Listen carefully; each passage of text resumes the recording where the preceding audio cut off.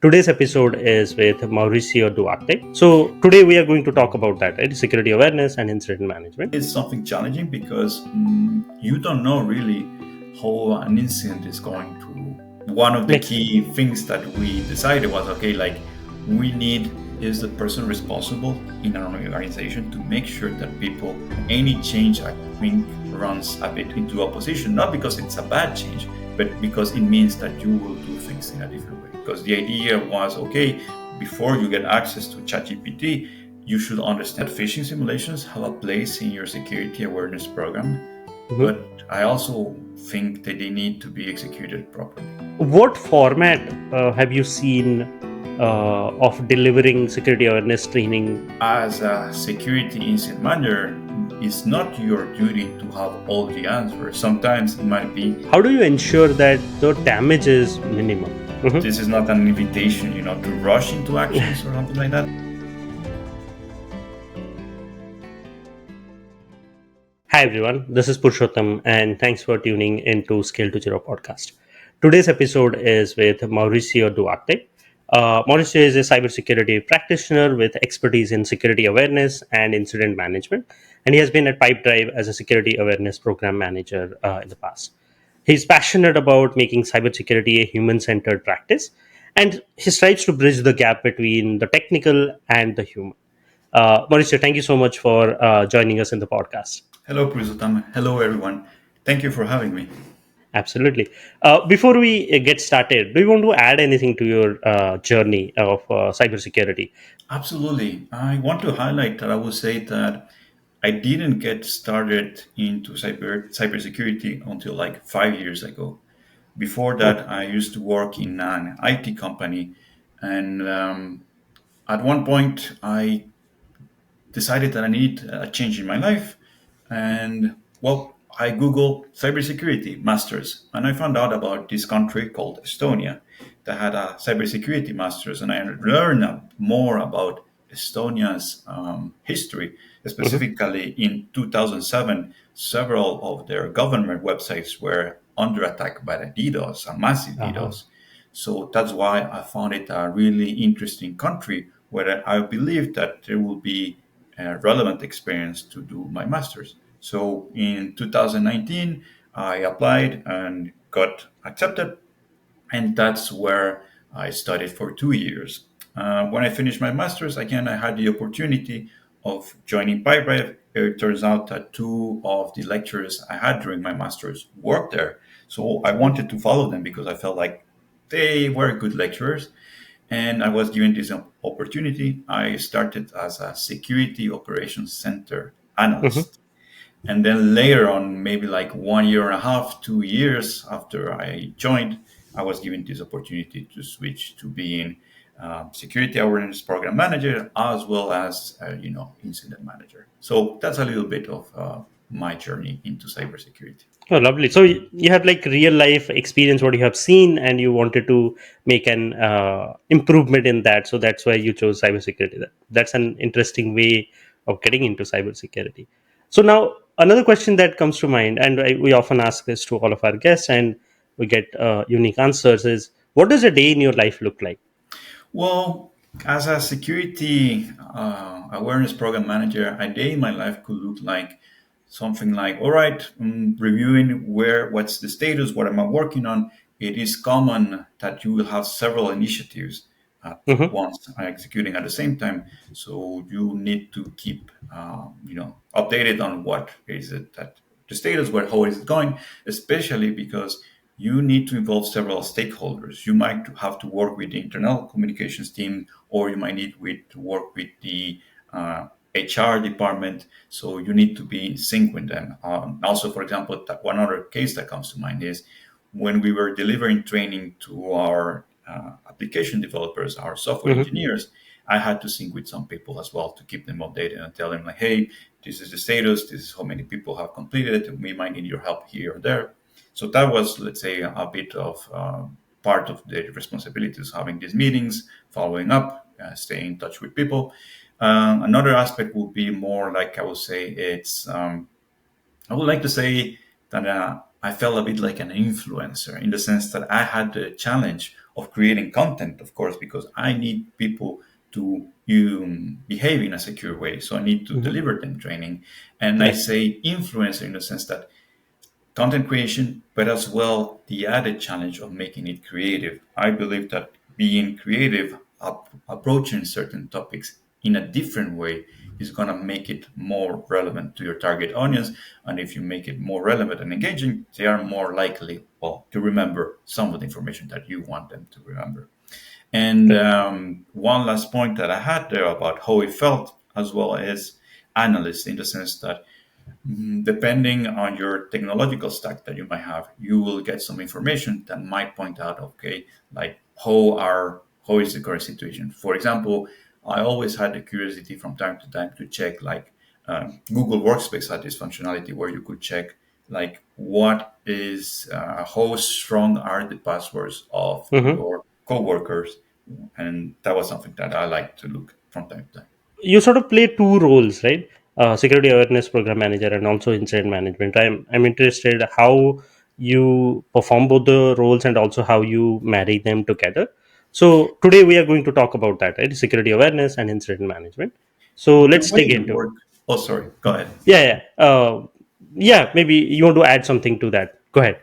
Absolutely. So basically, the way it worked is we had a rotation for the incident manager role. So Mm-hmm. basically, certain weeks I was going to be the point of contact if security incident happened, especially if that security incident happened to be of more severe nature. If it was Mm-hmm. something that wasn't so serious, then I would just keep looking at the Slack channel to make sure that everything was going all right. But if the persons that were involved in this and felt like they needed someone to help them, then I would jump in. So basically, there was this rotation where I would, have that responsibility, and that meant that indeed, certain weeks, if such event happened, I will Mm-hmm. have to stop my duties as a security awareness program manager and jump in as an incident manager. It is something challenging because you don't know really how an incident is going to Mm-hmm. evolve. It's a very dynamic kind of situation. So sometimes it will happen that, okay, it was a false positive, nothing bad happened, all right. But other times it will be like, it looks really bad, but then the solution was found really quickly, and maybe the next day, that's it, it would be other. In other cases, it will take longer. But I see one advantage though, like one unique advantage that I see with working on both the sides is whatever incidents you see, you can learn from it and then you can feed it into your awareness programs, right? So that the employees and others are aware that what to expect or what to avoid. Absolutely, I agree with you. I think traditionally, security awareness professionals usually don't have those roles, or they might need to, contact the incident response team, to, Hmm. to have that kind of information. I had it firsthand. So yes, indeed, it did provide me some insights. And it wasn't more than one occasion we had this kind of discussions after the incident. And one of the Makes key things that we decided was, okay, like, we need a change in this aspect because it seems that people are not aware of this fact. Makes sense. So let's dig into some of these areas, right? So the first question that comes to my mind is security awareness program manager. What does that look like? Like, what is the primary role of a security awareness program manager? So the security awareness program manager is the person responsible in an organization to make sure that people are working and behaving in a secure manner. So Okay. you are in charge of not only pretty much understanding how your organization works, but also your target audiences and how to make sure that they are working in a secure way as a way to mitigate what we call human risks. So basically, these are the risks that are caused by the way people are acting. So that Okay. is your main function there. You are in charge of developing this program and making it tailored to your organization, because one key thing that I can tell you as a security awareness program manager is that your context is very important. Not two organizations are alike, so what might work in one might not work in a different organization. Okay. So in that case, uh, do you see any common themes? What are some of the challenges that you face in the role, which maybe other practitioners or other awareness program managers can also learn from you? Absolutely. I think one common theme I would say is that you need to learn how to prioritize because you will face resource constraints, not only on your end, but also I would say on your stakeholders. Everyone Hmm. has other work to do, and sometimes it might be challenging to gain traction with these other stakeholders. The other common theme I would say is that security awareness and again, culture and behavior change. These I will say are recent changes that are happening Hmm. in cybersecurity. So sometimes what I felt was that you are changing this old mantra of people are the weakest link and changing it into more like how Lance Spitzner, I think, Hmm. says it in this way of people are the attack vector. And this is a change of mindset because I think it stops blaming people for what might happen and instead tries to see how you can make it so that they behave in a more secure way. And since this is a change of mindset, that means that sometimes you might have to convince not only other members of your security team, maybe even your CISO and the rest of the organization, that okay, there is a new way of doing things, and any change I think runs a bit into opposition, not because it's a bad change, but because it means that you will do things in a different way. The question is, so we understand what are the challenges faced by the role, but you day in day out strive to have a secure, like awareness in the organization.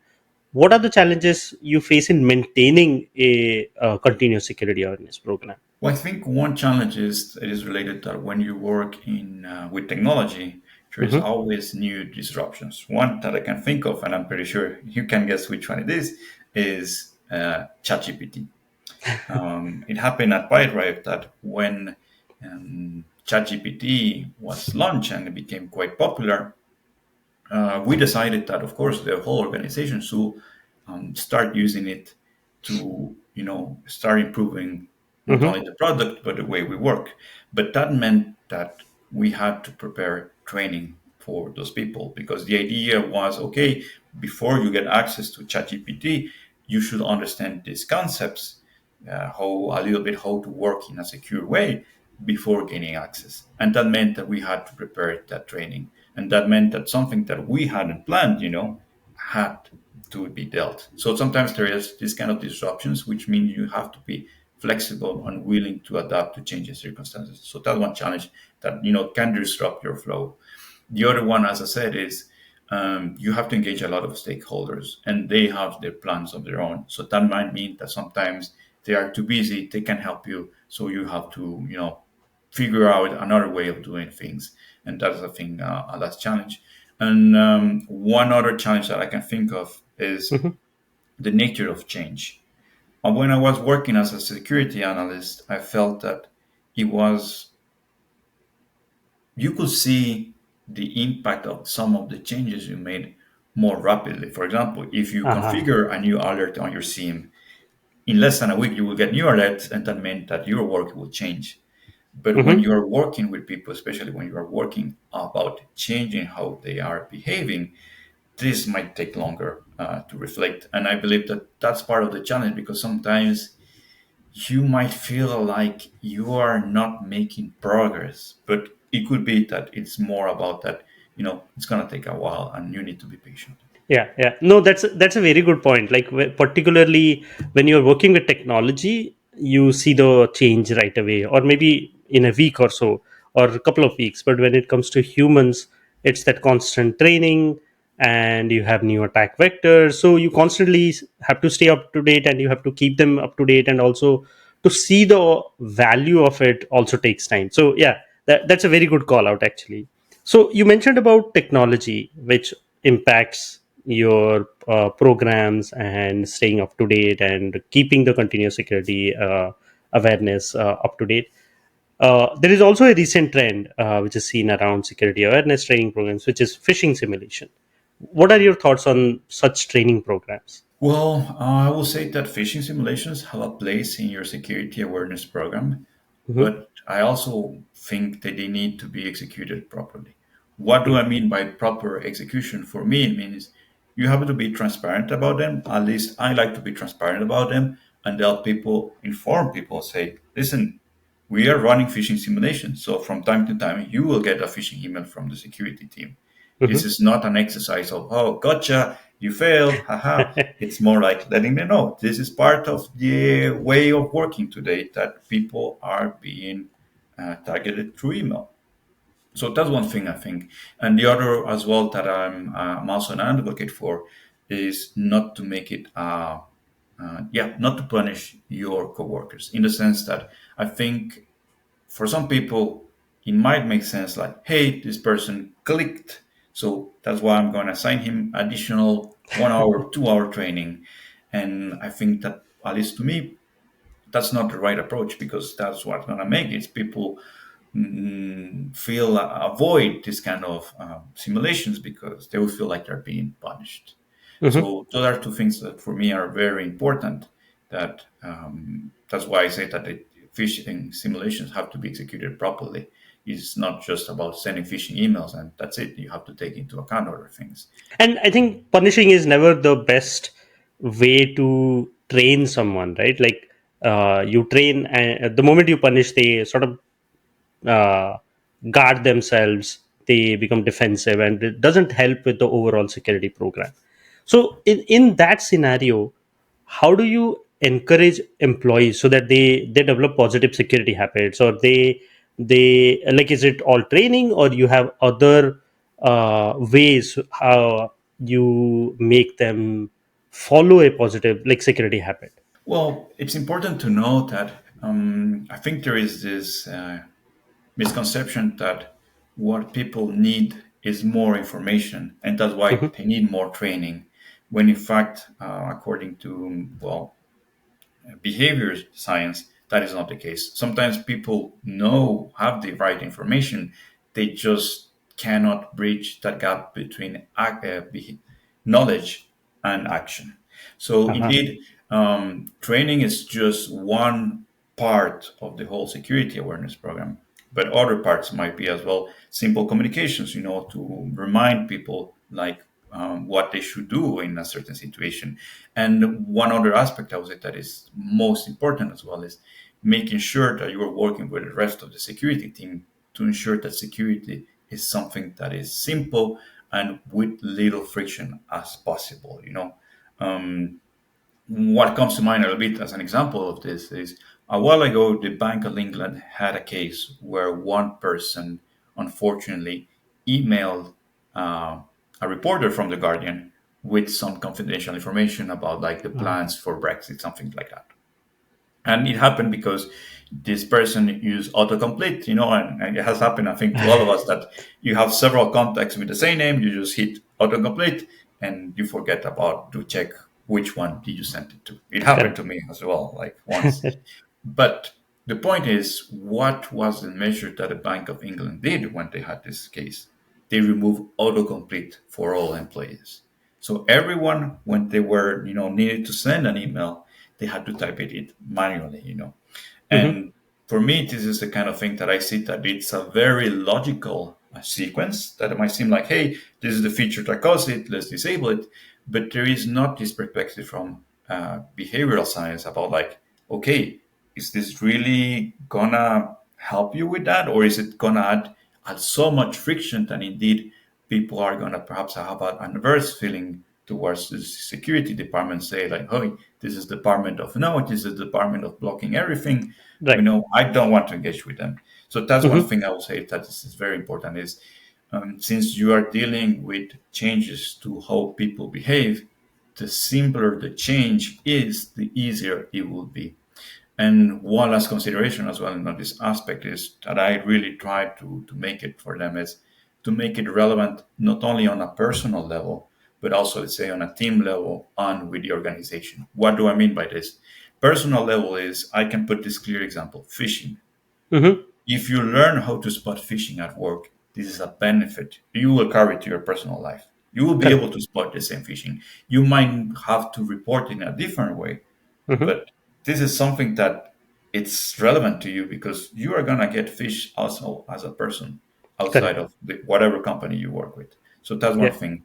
At the team level, it's also again using this phishing example is when you report phishing, you're just not just protecting your work, you're also protecting your coworkers, your Correct. friends that you have. Organization. Yeah. And the last one about mission, and this is again another anecdote that I had at PyDrive was that we were ISO 27001 certified.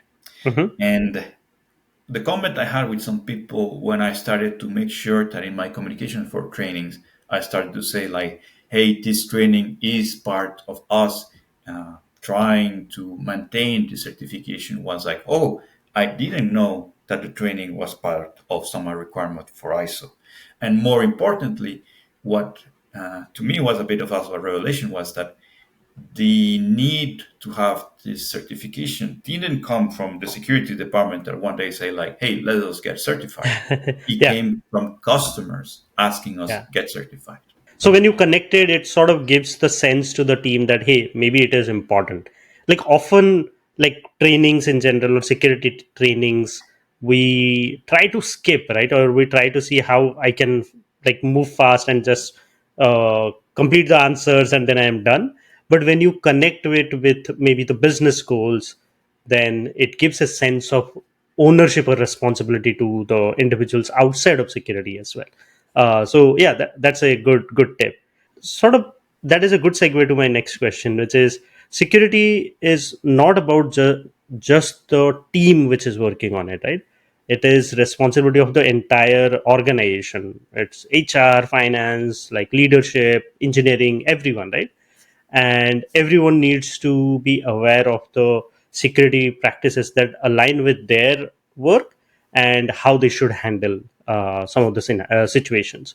How do you tailor your security awareness program so that different audiences of the organization get the sort of same message but in a different way? How do you do that?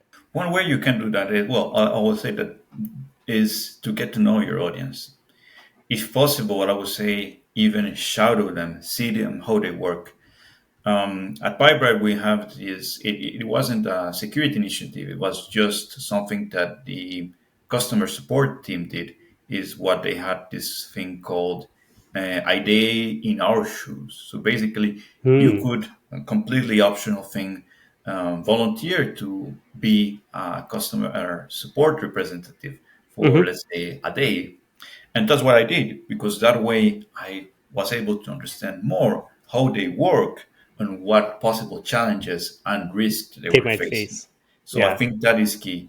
Another thing that you can do as well to get to know them, perhaps in a more impersonal way, is to use whatever tech stack you have available to see how is it that they are behaving. Like, what are the people that report the most? What are the people that are getting more emails, etc, because that also allows you to see, okay, how is it that they are behaving and maybe where there might need have a need for improvement. And of course, there is no doubt that you can use surveys or just talking with them and trying to understand. But I think it's very important to the best way you can put yourself in your shoes, and not only just like I mentioned the way they work, but also like the culture. Like PyBrive has offices, for example, in the US and in Estonia, in Germany, just as an example. And I think that the messaging that you might, or the approach that you might have with people from the US would be different from the people that you have in Germany Correct. or that the people that you have in Estonia. So it's important to note that just because maybe everyone talks the same language doesn't mean that everyone has the same background. I think location also you added, that's also a key factor. Like it's not just about the department but also you need to know based on the location you might have to tailor your messaging as well. So yeah, know your audience is the best way to sort of tailor, right? So yeah, that's a good feedback. Now, what format have you seen of delivering security awareness training works the best? Like, Have you tried different, like in person or online, or different simulations? What I've seen is that, as I alluded before, is context is very important, and context Mm-hmm. is gonna kind of guide a bit on which method or for delivery is gonna have the better impact for you. And also, your context is gonna tell you like, okay, the advantage of doing an in-person training will be that it's more interactive in the sense that okay, there is a person, and I think people have an easier time to focus when they're physically present in a room and there is a physical instructor. But it might not be an option for you if, for example, the security department is in a X location, but your Mm-hmm. people that you need to reach are in a different, completely different location. So in that sense, I would say I will move beyond necessarily the delivery method, and I will look more at the principles on when you are designing this training. So, like, are you making it engaging? Are you making it relevant? Are you making it also in a way interactive? That's how I would first ask myself these questions, and then perhaps see which how I can fit those principles in the delivery method that is might be accessible to me. On my case, at least at Pipeline, what I tried to do was that we had this onboarding training, Mm-hmm. which I tried to deliver in person or at least online, so people could have a face or someone that they can reach to, at least to put a face and say, okay, this person is from the security team. And for the, let's say, more, let's say, the other trainings, I will do them more like on these platforms on, to deliver them. They wouldn't be delivered in person. But that was more because of the resource constraints that we had. No, it's understandable. Like, not every organization would have all the resources to, let's say, fly the or trainers to all the locations, all the geographies, and do the training. In some cases, you have to do remote. So, in that case, having like an engaging, interactive training makes it much easier to consume and much easier to sort of remember what I learned, right? So now another question that often comes to come to mind right after the training is, how do you measure that? Like, how do you measure that the training that you are delivering is bearing the fruits that you are looking for? I would say I begin first by establishing what are going to be my learning objectives for a specific training.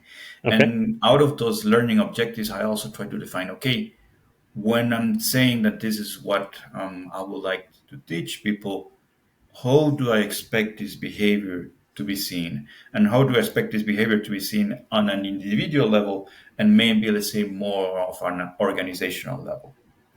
So, let's put an example here like, all right, on phishing, what will be the expected behavior? So what I will drive me in the case of phishing is I'm more interested in making sure that people report the phishing email rather than if they're going to click, if they're going to check necessarily the email address it was sent to, something like that. My logic was that, okay, having people to do this kind of analysis is putting a bit of a burden on them, and they might have already a heavy workload. So why not just tell them like, listen, leave it to the professionals to analyze an email instead of you having to go through this. Hmm. But please report it. Report Yeah. it regardless if you have clicked on it, if you submitted credentials, whatever, just report it because that is the way you can ensure that you're going to get help. And then when you have established like what is the expected behavior, then I will look at what tools to have available for this. Like what will allow me to check if people are indeed reporting this. So in the case you could have that, or you decided that phishing reports will be by forwarding an email to a certain inbox. So maybe you have access to the email logs that will be able to tell you, like, hey, this is how many emails this inbox is getting. And that will allow you to see, like, for example, if the expected behavior is okay, we want people to report. How is the reporting trend going? That will be Correct. one way to approach it. So first establish what you want people how to behave, and then check how your technological stack can support you on this. Last case, you can always do surveys, but the challenge, at least I would say with surveys, is always that maybe people will not respond to the surveys, and you Correct. have to Yeah. make sure that you phrase the questions in the right way. Hmm. Yeah. So I like how you structured it, right? Like during the training, what should be the goal? Like defining the objectives really well, and then also you need to. It should be focused on behavior based, and also like focusing on individual and also organizational goals while training, and also post training, how to track, like how to sort of track the behavior of the employees to see whether they are reporting or not. And surveys, yeah, you're right, like often uh, the number of folks who sort of provide their feedback to surveys is like historically always low, right? Because you have so many things going on in your work life. Now there is one more survey that you need to fill in, so you often don't get that kind of a participation, so it makes sense. Now, one thing that I wanted to do is I want to pivot to incident management. I know that you touch on both the areas, right? Earlier you highlighted that you sometimes determine what is the severity of a particular security incident, and based on that you have a different playbook and things like that. So often when a security incident happens, the incident managers or the team who is working on it, they might feel overwhelmed if it is a if they are dealing it for the first time, or if it is a new type of attack that is going on. How do you determine what is the level of that event, if it is like a mild or a very severe, or you have to get into an emergency mode? How do you determine that? You determine it usually by looking at the impact the incident is having. And to elaborate a little bit more on that is one of the questions that I will ask myself during an incident is, okay, mm, is this stopping? Is this a complete stop, or this is maybe just a degradation? And the other thing I will ask also myself, or maybe ask other stakeholders, because as a security incident manager, it's not your duty to have all the answers. Sometimes it might be that you know the right people that need to be involved so that they can provide the right information. But I will also ask, like, okay, which if I have been able to determine the asset that's being impacted, I will also ask, like, hey, how important is this asset? Is this something that the business needs and it's affecting the revenue, or Hmm. is this something more along the lines like, okay, it's bad that it's being affected, but we are still operational, because depending on this, then you might need to act differently. Hmm. Let's put an example: you are under a DDoS attack. All right, there is degradation in the performance of your platform. That Hmm. would be bad, but it would be worse if, for example, you could have a case of, let's say, a ransomware who is preventing people, your customers, from accessing their data. That would be more bad.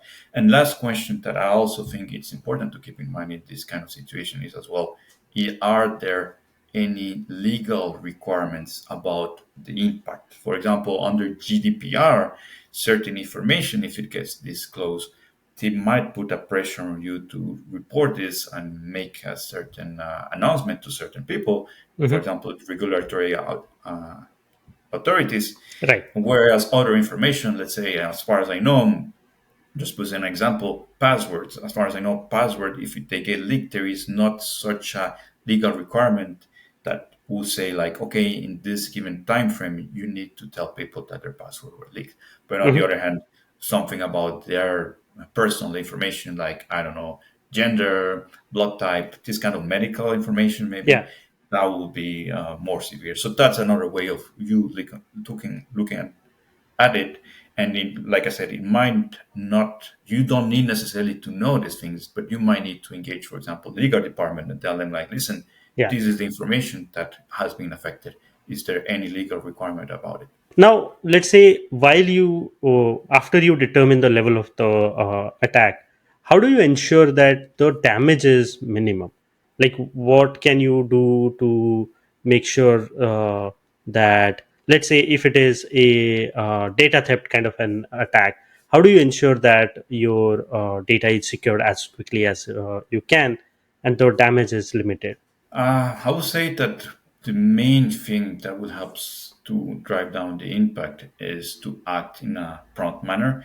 Hmm. This is not an invitation, to rush into actions or something like that, but it is the case that you need to deal with an incident and not leave it there waiting for a long period of time. Hmm. Some cases, unfortunately, the truth is that let's put this again, this case of, okay, you made a mistake, you emailed the wrong person and you sent them the wrong information that was not determined, that was not destined for them. Hmm. Then in that case there is very little you can do about retrieving that information, because if it already left your inbox, then there's little you can do. But another aspect that can help is also communication. I Yeah. think the more transparent you are, even internally in the organization, can help in making sure that the impact does not get worse. Yeah, makes sense. Communication often plays a major role.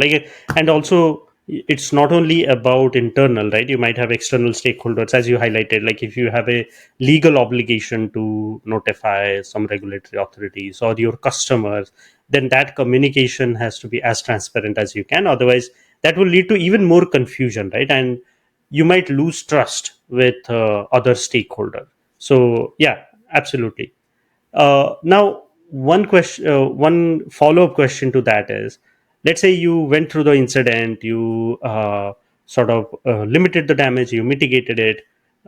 Often, after that is done, do you recommend performing any kind of review of what exactly happened with the incident, and how do you use that information? Also, if you do. Absolutely. I think you need to review that, what happened during an incident, because your priority when you are dealing with a security incident is to mitigate uncontained impact. Hmm.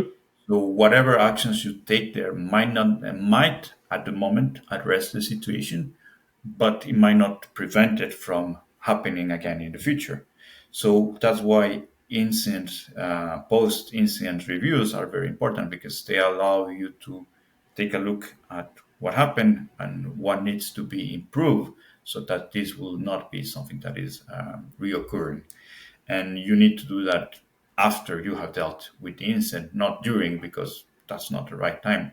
Hmm. Another thing that happens that is very important during post incident reviews is that you might be able to engage other stakeholders, that they will provide you different perspectives. And the quality, I will say, of not only establishing the root cause, but also the measures that you're going to put in place, it's very linked to the quality of the questions you ask. Correct. Sometimes you have to be very curious, but also very insistent on getting some answers, so that you can able to better establish what really happened and how you can do better next time. Yeah, yeah. So now connecting both the phases, right? In a way, during the incident, post the incident, the analysis. I'm assuming all of this feeds into the incident response process. Now, let's say you had defined incident response process. Everybody is following that during an incident. How do you measure the effectiveness of your incident response process? Are there any particular metrics that you look for? I will say that you pretty much laid out the answer. If you have a plan and you have Mhm. established the process, then how I will measure the improvement, or how my incident response and management process is going, is by looking at how people are behaving according to the plan. Mhm. Let's say that you have established that 1 hour or whatever time frame after a security incident has been declared, there should be an update from the incident manager about, like, what is the incident about, what do we know, what is the work that is being done. Then you could check afterwards to see if the incident managers are actually sticking to that process, if Mhm. indeed after the time frame that you said, that you established, is that information coming. A bit related to that as well is that maybe you have agreed with different stakeholders about the response time, in the sense that you have established that, for example, when you tag your legal coworker that might assist, they Mhm. will list reply between, again, this time frame. And again, this is another thing you can check to see, like, okay, are people behaving according to what you establish? Are they Hmm. doing it? So yes, that's how you could measure it. I will caution against perhaps measuring your incident management Ah, okay. process with metrics like, for example, the resolution time of security incidents. And the reason why I will caution against that is, first, every security incident will have different aspects that might mean that, okay, and the resolution time was different. For example, I can think of DDoS. Sometimes you are on the DDoS and it stops.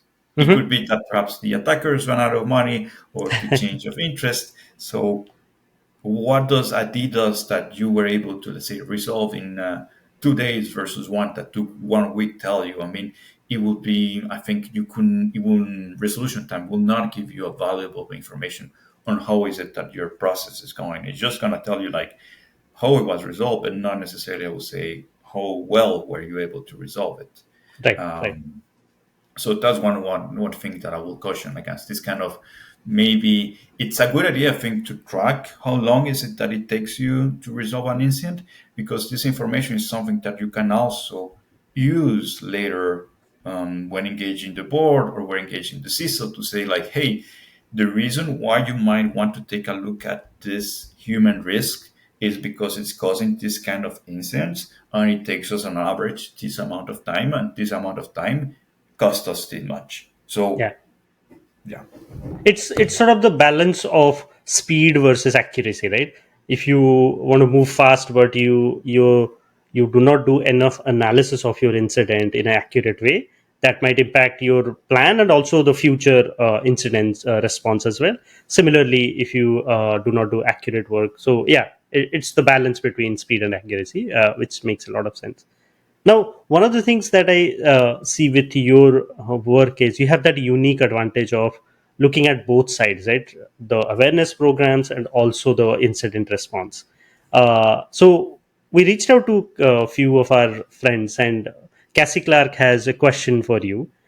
One is, what kind of data do incident response teams have that would be useful for security awareness and culture teams? Well, I would say that incident response teams will have a lot of data about incidents, not only just about the causes, the root cause, but also what was the behavior during the incident.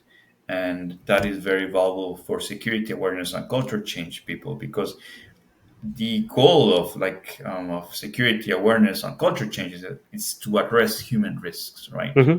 And so you need that kind of input to be able to understand, okay, what was actual cause of this incident? What was the behavior, if applicable? Because not all security incidents will have a human component. DDoS, for example, that comes to mind. It's an attack. Really, there is no human component there, because the human component is the criminals, but you don't have access to them, so there is nothing there to do. Right. But for example, phishing or something like ransomware, there is indeed a human element there about like, hey, did this person report it? Why were they perhaps, I don't know, downloading something that they shouldn't or visiting a website that they shouldn't? And that information, comes from yes, the incident response teams. So that's one Okay. way that they can help to give that information to Yeah. security awareness and culture change people. So root cause analysis, behavior data, and whether there was any human involvement or not, so that it can be used for security awareness programs or culture for the teams. Now, if I Yes, flip that question, what do security awareness and culture teams offer to IR teams? So this is also again from Cassie Cloud. absolutely. I think that the main thing that they can offer is basically, in a way, tell them like, hey, I can help you drive down certain human risks, and that will result in less incidents for you to manage. Another aspect that they can contribute that I think is very important is, I mentioned earlier that the quality of the questions during post incident review is very important.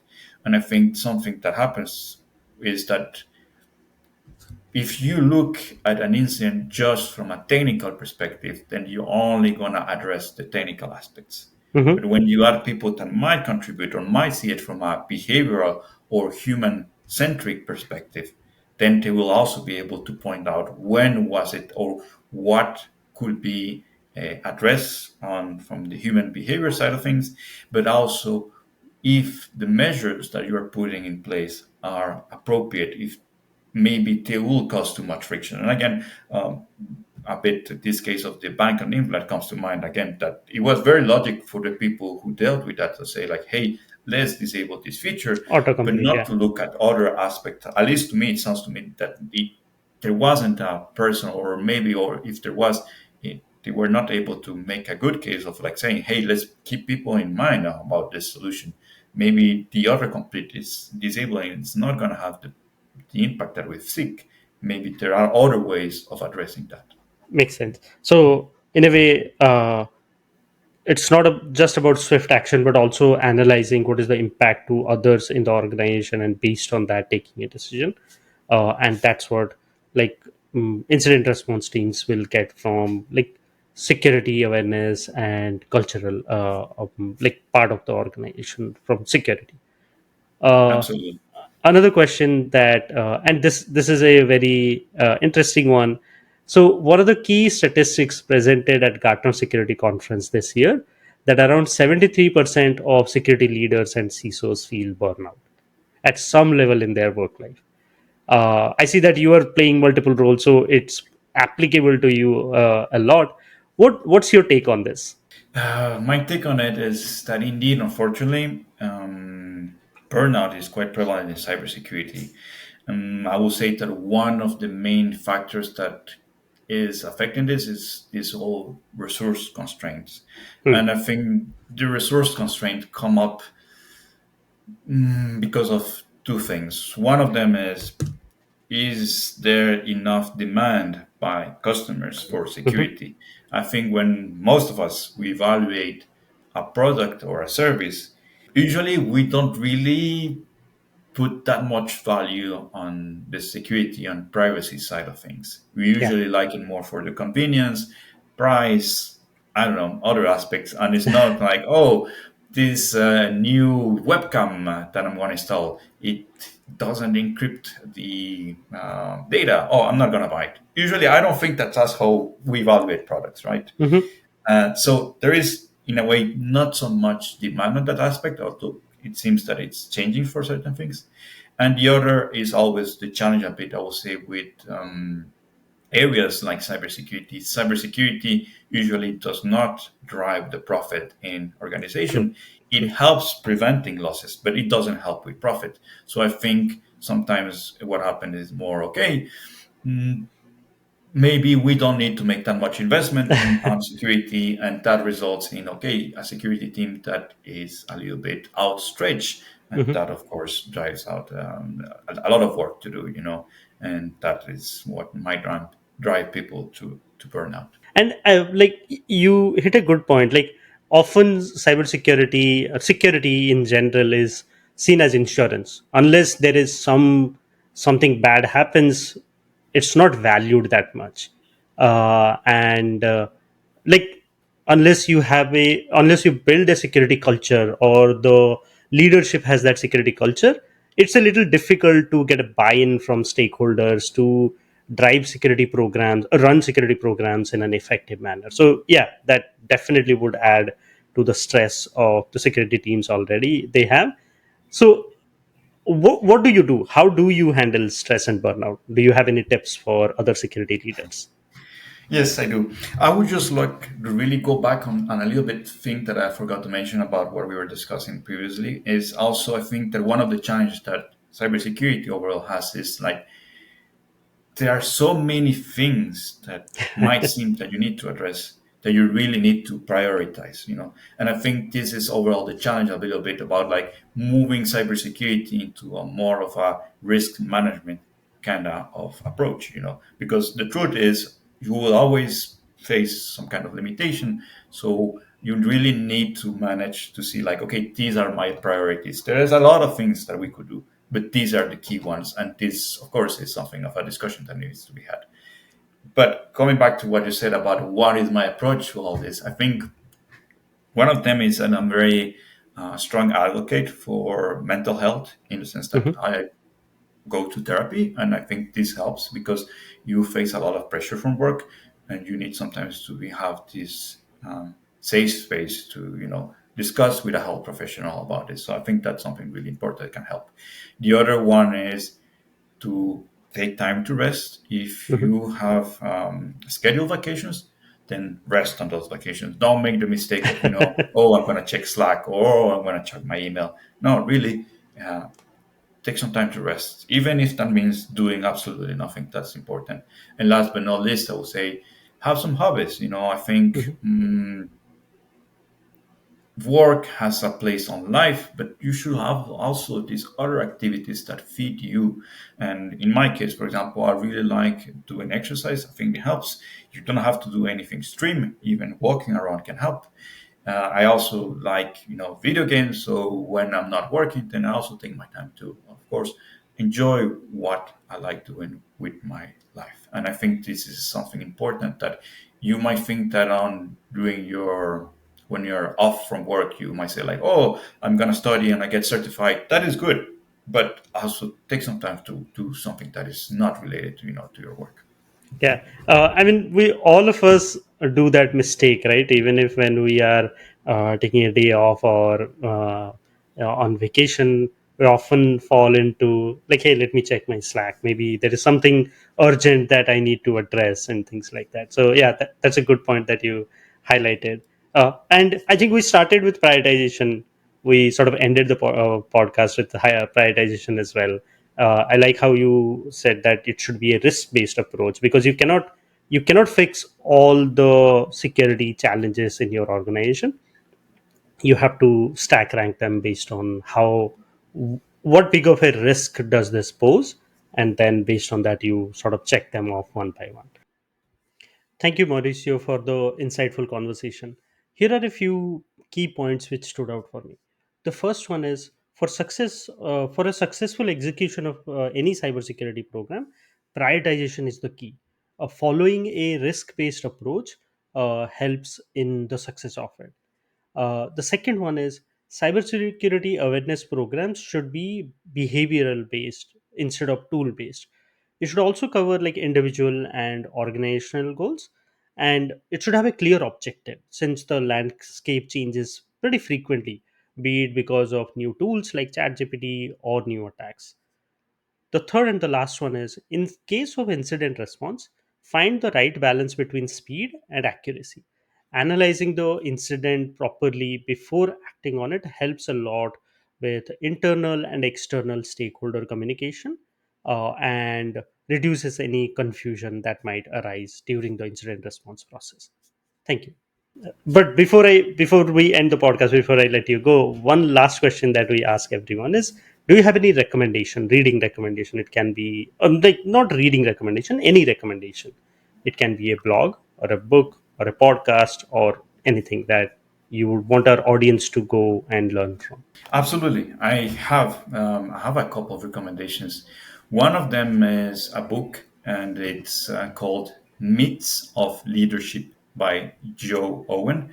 I really like it because he takes this approach of taking these myths and looking at them and checking if indeed is it truly a myth or is it something that is true about Hmm. all these different aspects of leadership. And I think that when you work in the field of cybersecurity, most of the time you kind of have to lead these whole initiatives because usually, unfortunately, you have to push people to do things differently, regardless if you are on security awareness or not.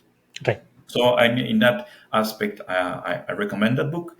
Hmm. The other one that I recommend, and which is a little bit more on cybersecurity side of things, and it's also again I like the approach of the authors because again they look at these different myths related to cybersecurity, and Hmm. the name of the book is Cybersecurity Myths and Misconception by Eugene Spafford, Leigh Metcalf, and Josiah Dijkstra.